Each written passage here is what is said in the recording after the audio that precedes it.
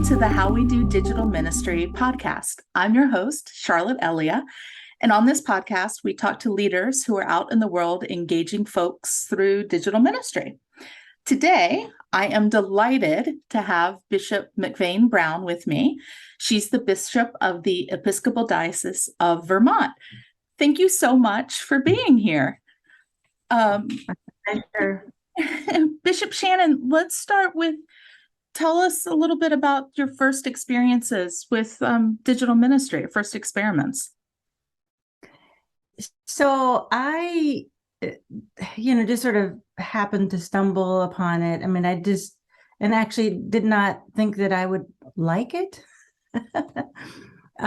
First, mostly through interviewing, an interviewing process, and thinking, oh, how strange it seemed from, the way I used to interview in person. And, it was fine. But then I remember at a congregation that I was serving in Indiana, and we had been doing some experimentation. And so I said to them one day when we knew that there was going to be a snowstorm, and we didn't want people to risk, driving in it. So we said, I thought, oh, well, how about if we have church on Zoom and do it as another experiment? Yeah. It was far from perfect.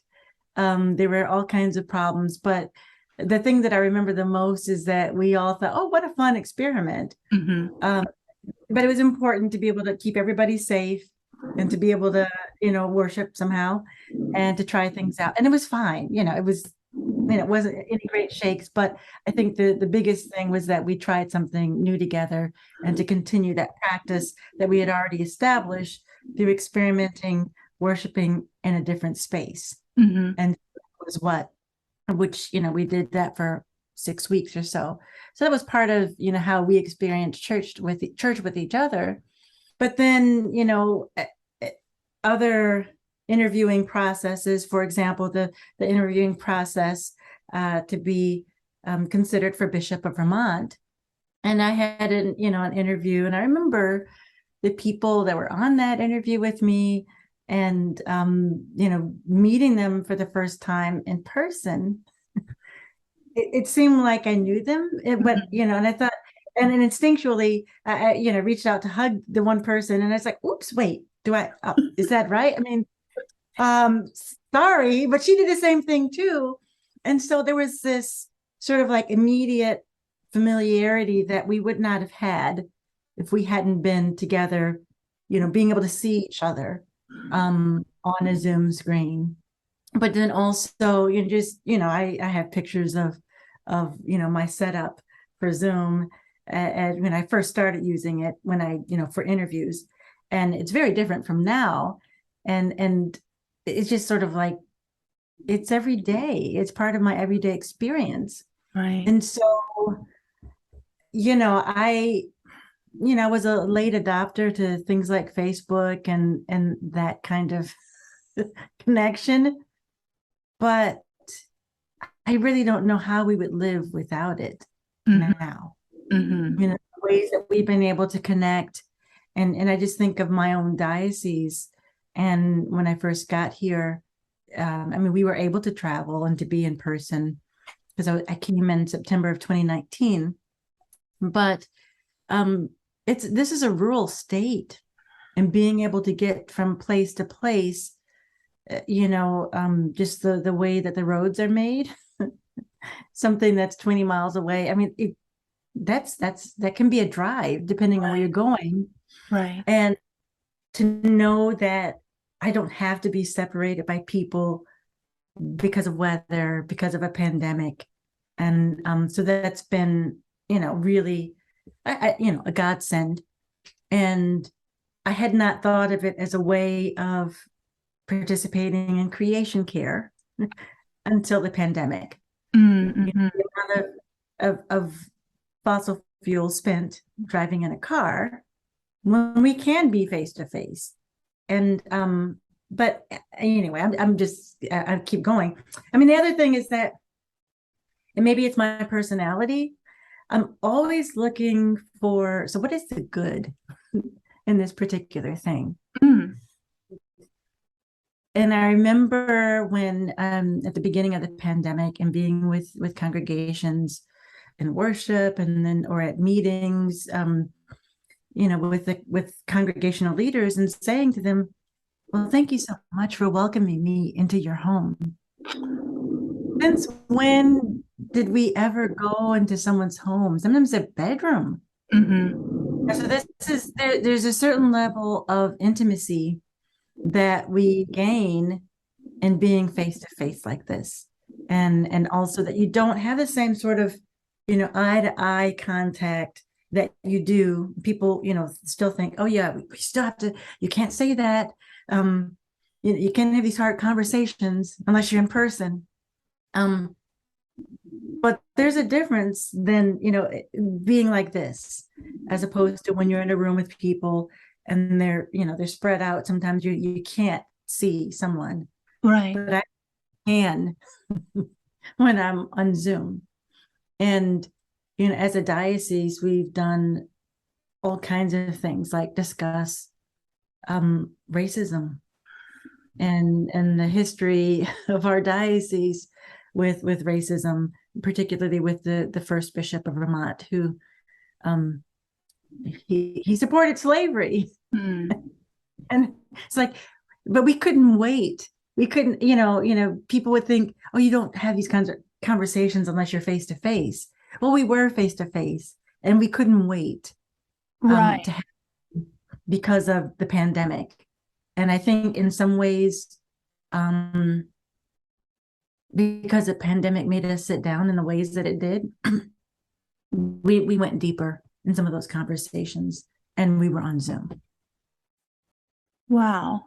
Okay. Thank you.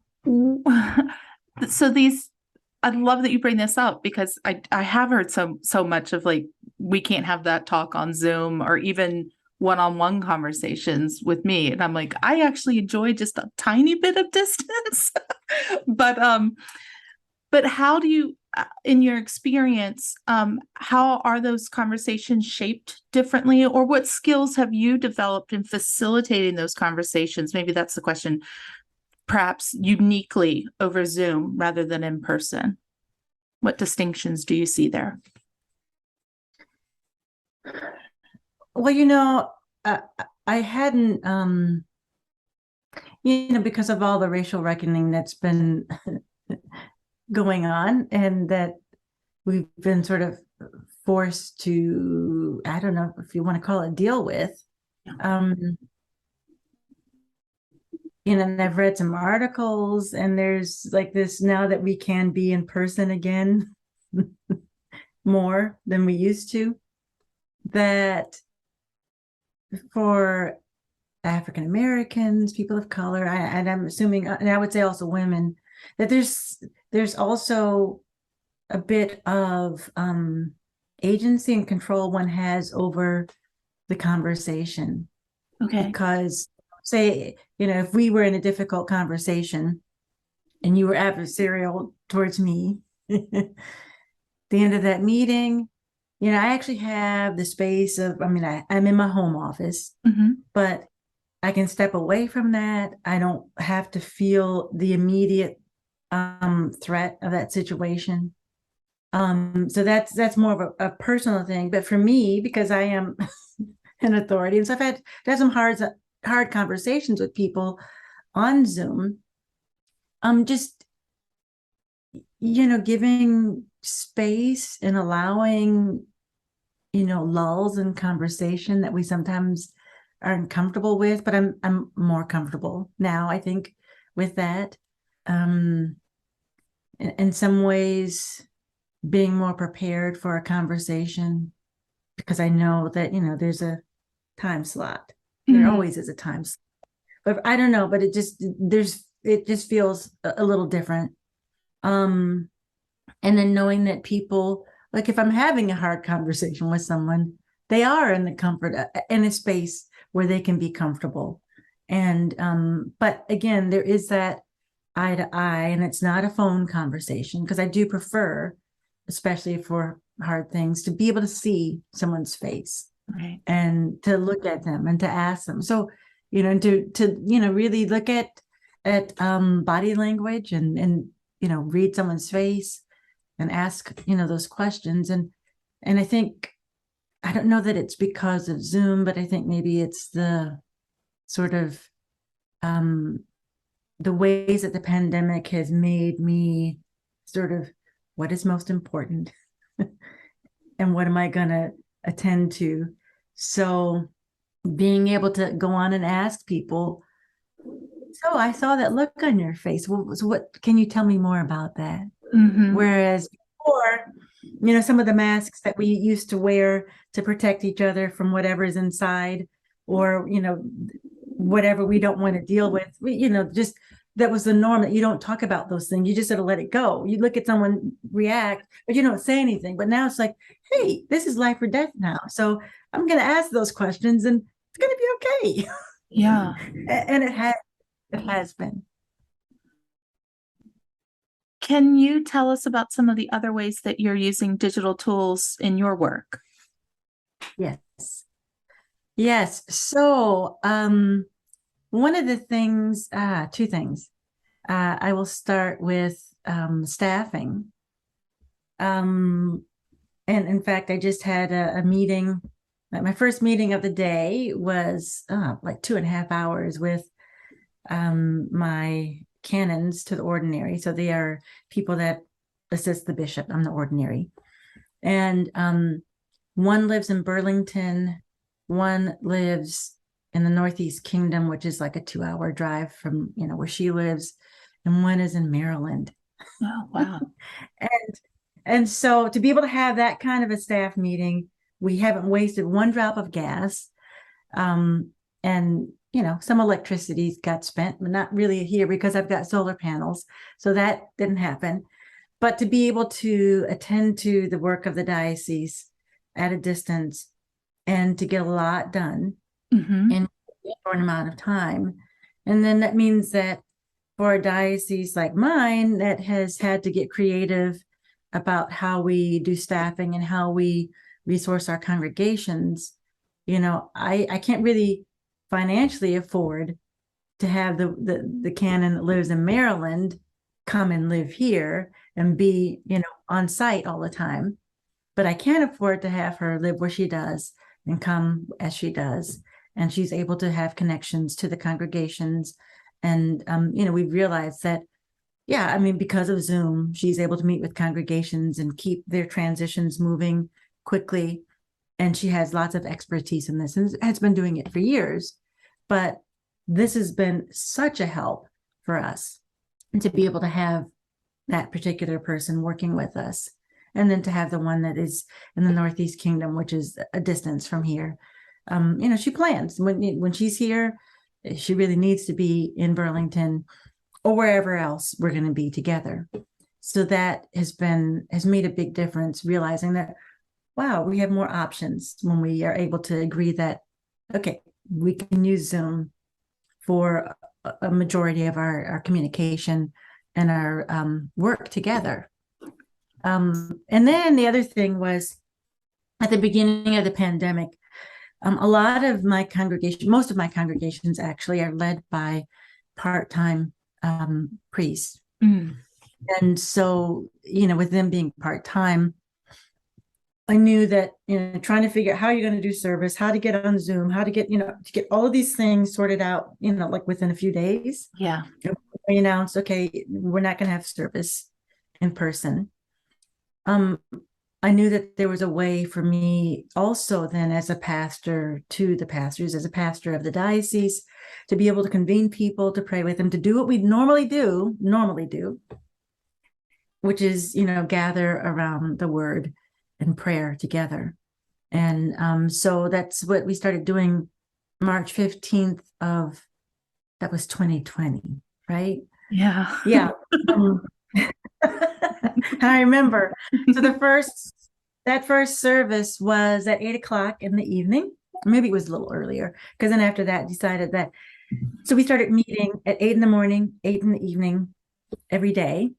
And in our, in our tradition, we have a prayer book, and the daily office is a set of prayers that take you through the day and sort of set a rhythm to life and to your day.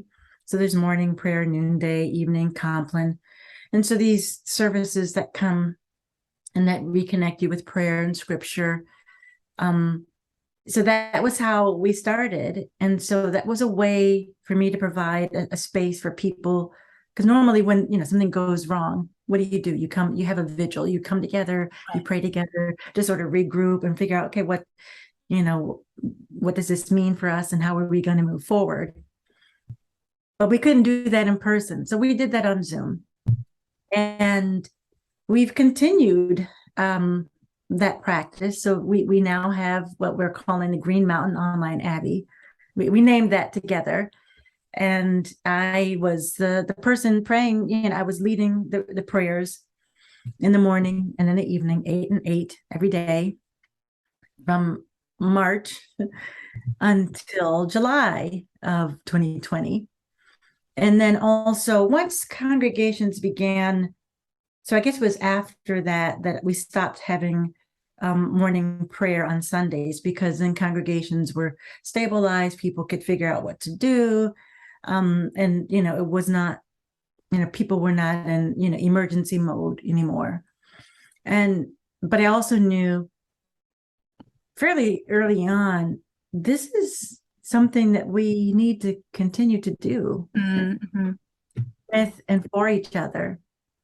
And so I assigned a deacon who's actually in charge of that congregation. It's a congregation. Sure. I mean, there's a mailing list. There's a rota of who's going to lead morning prayer now, and compline each day, and that's shared amongst the different members.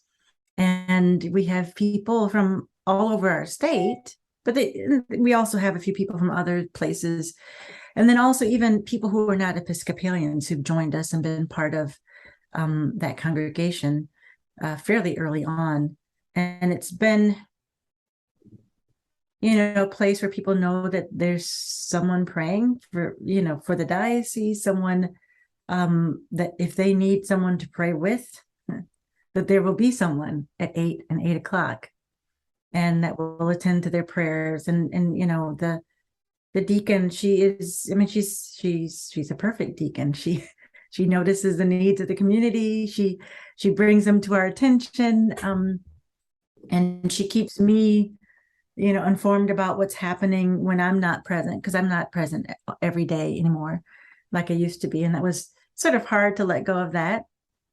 And also, I'll be bringing on another person who will be working more with them, because attending to the liturgies for that, because you still have to put together a liturgy, and that gets it gets updated every season, along with a new service uploaded every a set of services for the week uploaded every week.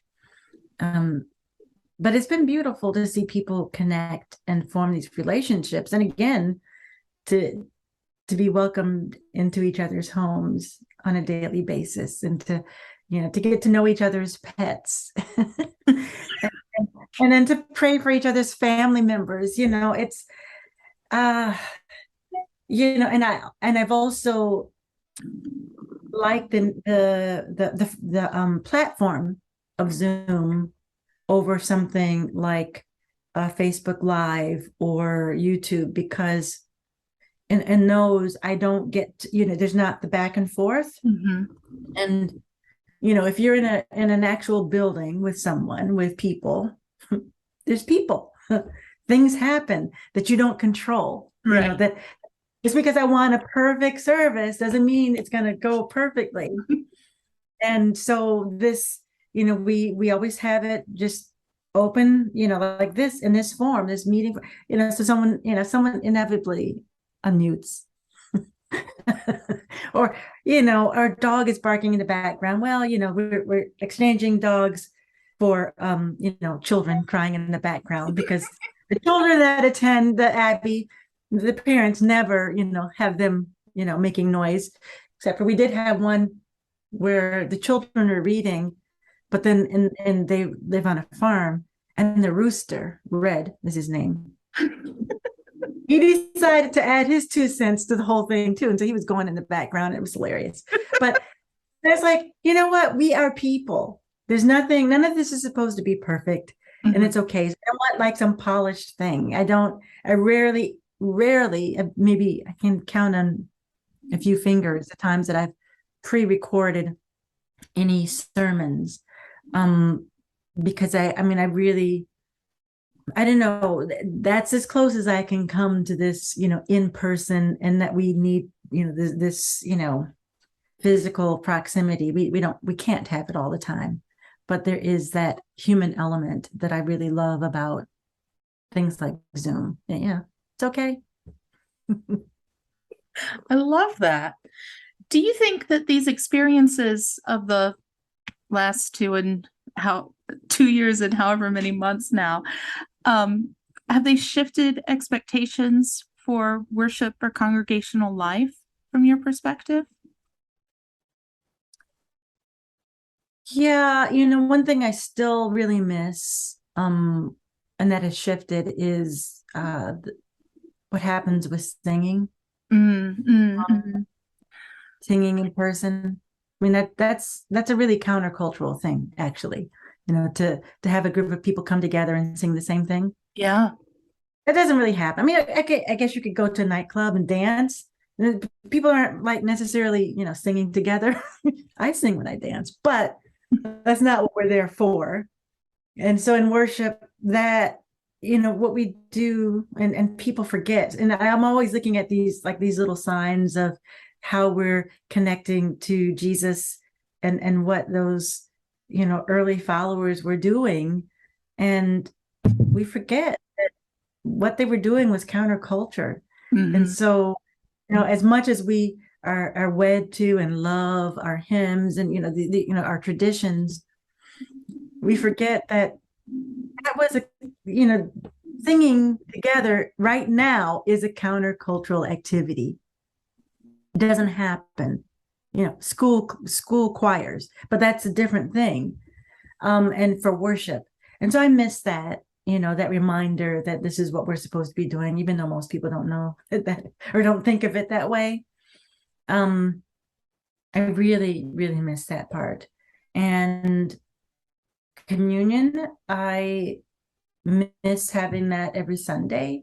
When we're on Zoom. But the thing that happened for me, because we're a really Eucharistic centered denomination, I think we took it for granted. And for some people, it became a golden calf. And so I just like, wow, I felt convicted, because the last time that I did communion before the pandemic set in, I didn't think of just what a privilege, what an honor, what a holy moment that was while it was happening. Yes, it was all of those things. But when I look back on it afterwards, I remember the day. I remember so much about all of those things that happened and all the human moments that came into that whole service, and thought, wow, if I had known that this would be the last time for a long time, I think I would have been different in that moment. And so now every time I feel like, what a gift this moment is. And so that's changed me, but I do know that for some, being, missing communion or not having it the way it used to be, has brought on anger, but I think it's loss, and it's so hard. And so it's taught me that we, as a church, I think we need to do some work around loss. What does it mean to let go of things? And that also ultimately will help us understand, so how are we going to be the church in the future? Because, that's been, something that we've been struggling with. Mainline denominations, what do we do about just the future and change, and how we're so averse to it, and really what it is loss that we don't like, and death. Mm-hmm. And then I'm thinking, but wait a minute, how do you get resurrection? Where does that come from? So what is that lesson that we're being begged to go deeper, and to have some, deeper understanding that I think will help us, figure out our future. And part of it is, our lack of control over a lot of things, dealing with loss, dealing with, how to allow our practices to equip us for living the life that we're given, and being present in our communities. And where so much of our practices have been mostly about maintaining a thing, and having this break in the week. Well, but what do we need the break for? What is it? It's supposed to support us for something, and that something beyond Sunday. So that's been, and I realize I've sort of strayed from that question that you asked. And it's like, what is, the changes that have happened, and with, and with the pandemic, and with, just using, digital media. The other thing is all those people that used to be shut-ins, and that didn't have community, that didn't have a worshiping community that they were regularly connected to, who suddenly had, church come to them. It was part of their life in a new way.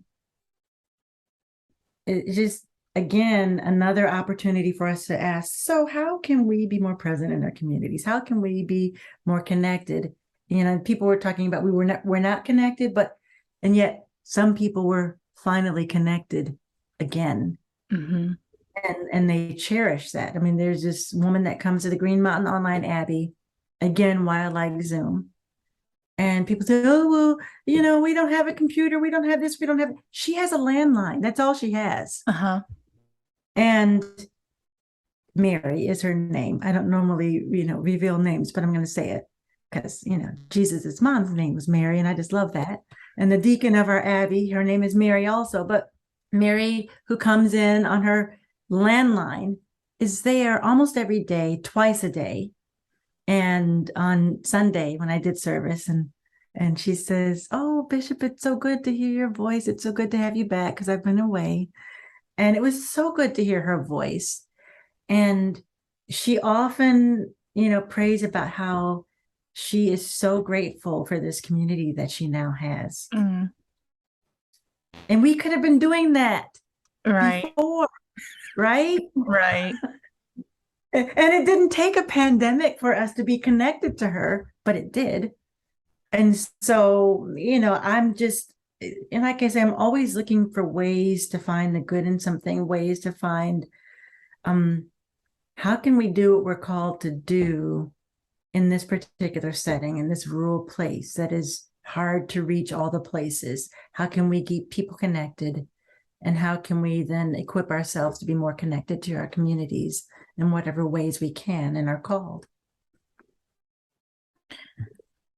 I love that. What other sorts of questions do you think that church leaders need to invest their time in right now to best prepare themselves for what the future might be? What's even the, you maybe want to answer that kind of the house cleaning or the urgent issues or the urgent questions, but what do you see as just vital right now to give attention to? Doesn't have to be digital ministry related either. Just, well, and that's the truth. So, for me, and what I see as important to our diocese, which I think is useful to really any church and really anybody, experimentation and collaboration. Those are top of my list. And then I also think, and then maybe I would add a third, and it's just how can we be connected to what God is doing in our community? So constantly asking that question and being willing to, experiment to figure that out, being willing to collaborate, to work with others to figure that out. And some of that is, then collaborating, not just with other churches, but with, civic groups, with schools, with anybody. And then sort of, just this willingness to let go of perfection and willingness to let go of control. And and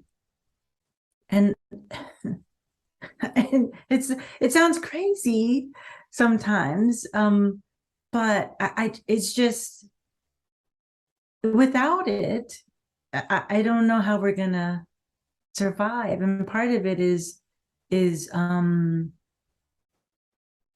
sort of an admission and submission to God. It's an admission that we aren't, we can't control it all, and so we really do need God after all. Go figure. we should know these things, right? Yeah. And, we have all of our governance, and we, as Episcopalians, we have our prayer book and all the things, and it's laid out just right, and it's lovely. The words are great, and they, yes, I'm not throwing out the prayer book. Of course, I'm a bishop. I can't do that, and I would.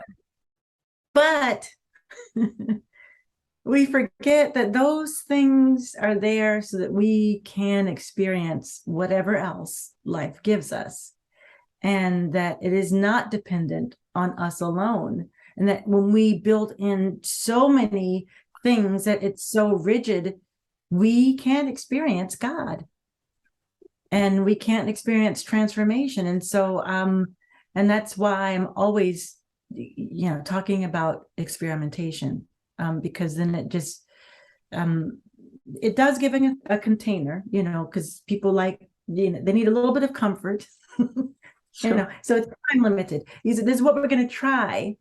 And we're also, and then to be also very, intentional about talking about, we're trying this so that we can understand what God is saying to us. And, it's a discernment tool. And the more we do that, there's just there becomes this place. I've seen congregations, when they start experimenting, there's this place where they begin a deeper level of trust that God actually does love them. And that this really is God's church and not theirs. And I've seen, when, a congregation is resistant to that and won't do it, but then the relief that they feel when they have, and it's like, oh, wow. And just realizing that they're not in this by themselves.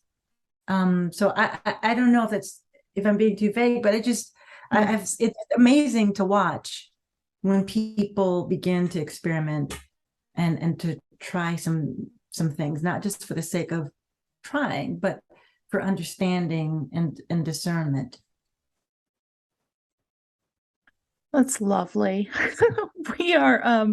We're just about out of time. But I want to ask you one more question, because,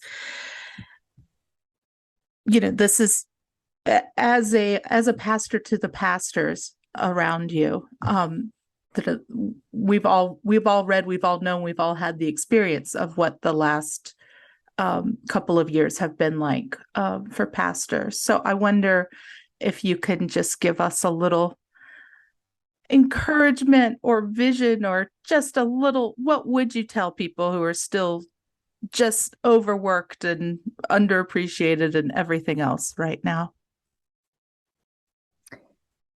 And you know what, that is so true, that I have watched, my priests go above and beyond, and it's okay to rest.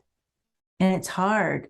I mean, and I'm speaking to myself too. It's hard to let go, especially when there's so much hanging in the balance these days. And it seems like that, because of the pandemic and because of, just the state of the church and trying to figure out, what is the future going to be?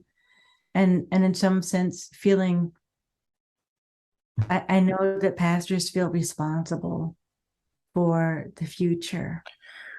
And I get that. I mean, and I can't say don't feel that, because you do. I know I do. Right. I feel responsible for the future of our diocese. And so, but I do know that you have to rest. You have to rest. And that, it's a spiritual practice. And that especially now that who knows who will fill that space that you make in stepping back. But not that you just step back and say, all right, go ahead, take it. But also encouraging people. And that's where that experimentation comes in. In talking about that it doesn't have to be perfect. It has to be done in love. It does have to be done with some care. We want to be intentional about the things that we do. And then as we allow that for ourselves and encourage that in the people that we're leading, that we discover gifts in others that just didn't have a place before. We do that, but also you can't just keep going without rest. We're not made that way. Jesus, God rested, So if God rested. Yeah, there's that. It also seems a whole bunch of the gospel stories is Jesus trying to get away from the crowds, isn't he? This side and that side of Galilee. Yeah. Yes. Just having a moment by himself to pray. Come on. Yeah. Yeah, I know. I mean, it's like Jesus did it, God did it. I mean, it's like, okay, wait a minute. I have to, and I must. And so that's what I find myself saying a lot of, to people, and then also just, thank you for the ways that you have, wrote out this time and just done what you thought you could do to keep people together through a really hard time. It's quite miraculous, actually, that we're still church through all of this. But see, that's how it works. Yeah. But I'm so grateful for all the pastors that were like, on the ground dealing, more intimately with congregations, parishes, whatever you want to call it. And it was a hard work to have to do that. And then to have to also be the one that was bringing, boundaries for how we were going to interact or not interact. And so, as much as people can, I've been telling them, get some rest now, because we still have much work.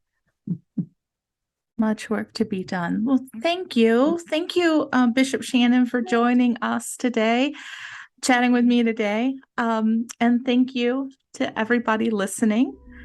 Until next time, peace and blessings to you all.